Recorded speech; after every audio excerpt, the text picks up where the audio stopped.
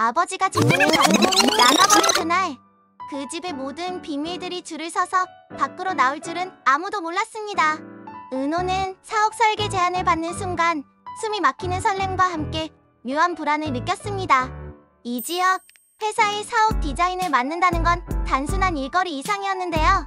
그 건물엔 이 지역의 이름과 가족의 체면, 박진석이라는 거대한 배경까지 은근히 걸려 있었거든요. 은호는 머릿속으로 도면을 그리며 생각했습니다.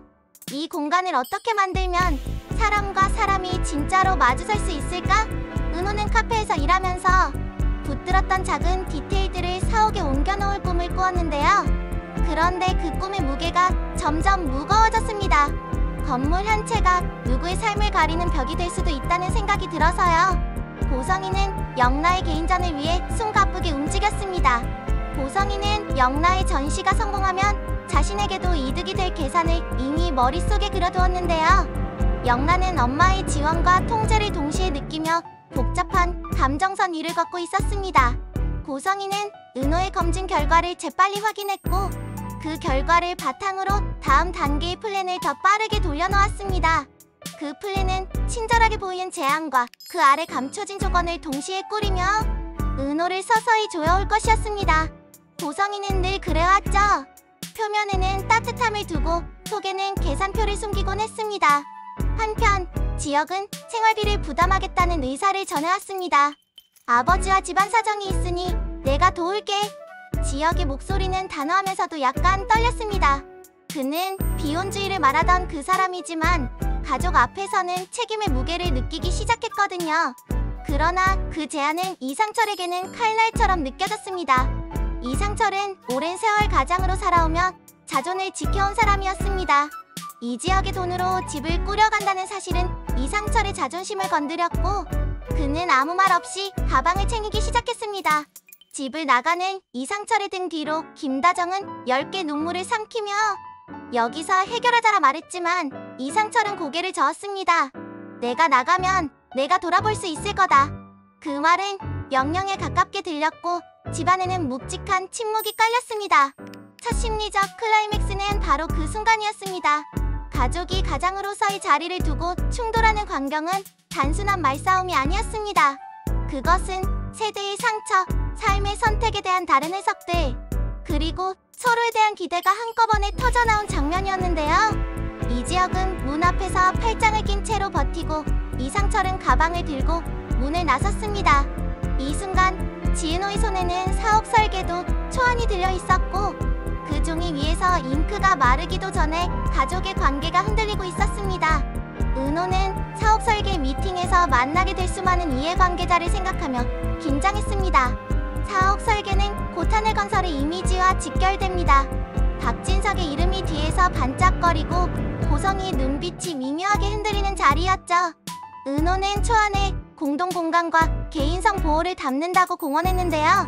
그 약속은 단순히 기능적 설계가 아니라 누군가의 삶을 어떻게 보호할 것인지에 대한 선언이었습니다. 은호는 그 선언을 하면서도 마음속으로는 이 공간이 누군가의 상처를 덮지 않게 해야겠다고 다짐했죠. 두 번째 심리적 클라이맥스는 은호가 보성이의 속도를 체감하는 장면에서 왔습니다. 보성이는 영라 전시 때문에 바쁘면서도 은호와의 관계를 더 빠르게 진전시키려 했습니다. 보성이는 은호에게 말했습니다. 이건 우리의 기회야. 내 경력에도 좋고 내 네트워크에도 좋고. 은호는 그 말의 따뜻함을 느끼면서도 동시에 어떤 권리가 뒤에 숨어 있는지 의심했습니다. 대표님, 조건이 있나요? 은호가 묻자 보성이는 잠깐 미소를 잃고 조건이요? 글쎄요. 그냥 서로 기대는 것뿐인데요. 라며 가볍게 넘겼습니다. 그 가볍게 넘긴 한마디가 은호의 등골을 서늘하게 만들었는데요. 그 말 속에는 누군가의 빚이 달라붙는 방식이 숨어 있었습니다. 성재는 이 모든 변화를 조용히 관찰하고 있었습니다. 박성재는 예전처럼 은호를 향한 마음을 숨겼지만 이번에는 단순한 지켜봄이 아니었습니다. 성재는 회사 안팎에서 필요한 결정을 내릴 준비를 했고 은호의 사옥 디자인 제안에 대해 내부에서 도움을 줄 방법을 모색했습니다. 그는 품격을 지키는 동시에 행동으로 보일 길을 찾고 있었어요. 성재는 이 지역과도 여러 번 마주치며 서로의 역할을 조율하려 했는데요. 두 사람 사이에는 미묘한 긴장과 묵묵한 신뢰가 동시에 흐르고 있었습니다. 세 번째 심리적 클라이맥스는 문서 한 장에서 비롯되었습니다.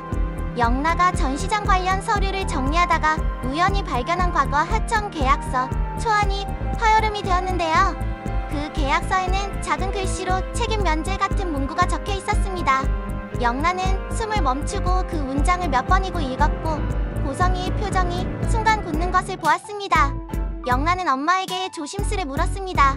엄마, 이건 무슨 뜻이야? 고성이는 잠깐 말을 잃었지만 곧 가벼운 웃음으로 넘기려 했습니다. 그 웃음은 누구에게도 설득력을 주지 못했고 영나는 더욱더 깊이 파고들기로 마음먹었습니다. 집 밖에서는 이상철의 빈자리 때문에 작은 습관들이 흔들렸습니다. 김다정은 아침상을 조금 더 정성 들여 차렸고 조옥래는 바둑돌을 몇 번 더 세어보며 손주들을 걱정했습니다. 김장수는 치매로 힘든 와중에도 이상철의 부재를 느끼며 혼잣말을 했습니다. 사람은 자리로 남는구나. 그 말은 겉으로는 평온했지만 속에는 가족을 붙들어야 한다는 무거운 책임이 깔려 있었습니다.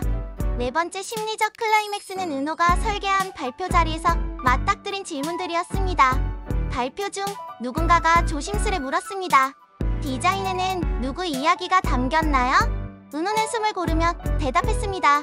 사람이 서로를 마주할 수 있는 공간, 그리고 결코 누군가의 상처를 노출시키지 않는 보호장치요. 그 말에 몇몇 이들은 고개를 끄덕였지만 바로 옆에서 고성이는 불편한 미소를 지었습니다. 그녀는 그때부터 은호를 다른 방식으로 압박하기 시작했습니다. 다섯 번째 심리적 클라이맥스는 이상철의 귀가 정면에서 터졌습니다. 집을 나가 살겠다고 했던 이상철이 며칠을 멀리서 지내다가 어느 날 밤 홀로 돌아왔습니다. 집 문을 열고 들어선 이상철의 얼굴에는 단호함과 연민이 엇갈려 있었는데요. 그는 거실에 모인 가족을 보며 한참을 말없이 서 있었습니다. 그리고는 느린 목소리로 말했습니다. 내가 나간다고 해서 누가 우리 집을 더 잘 지킬 수 있겠는가 생각해봤다. 그 말에 집안의 공기가 일순간 따뜻해졌습니다.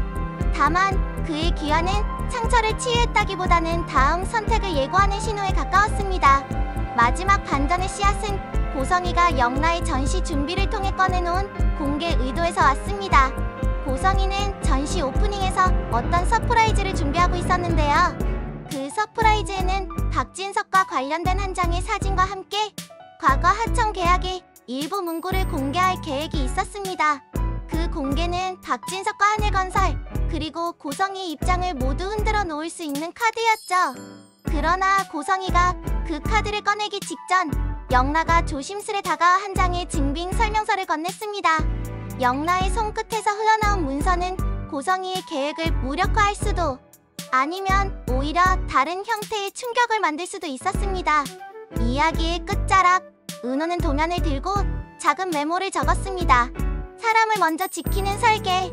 그 문장은 사무실 문 앞에 붙여졌고 그날 밤 은호의 폰에는 다시 익명 메시지가 도착했습니다.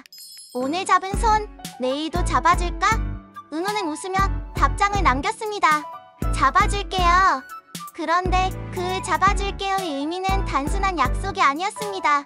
그것은 책임을 지겠다는 선언이자 누군가의 상처를 대신 껴안겠다는 결심이었더라고요.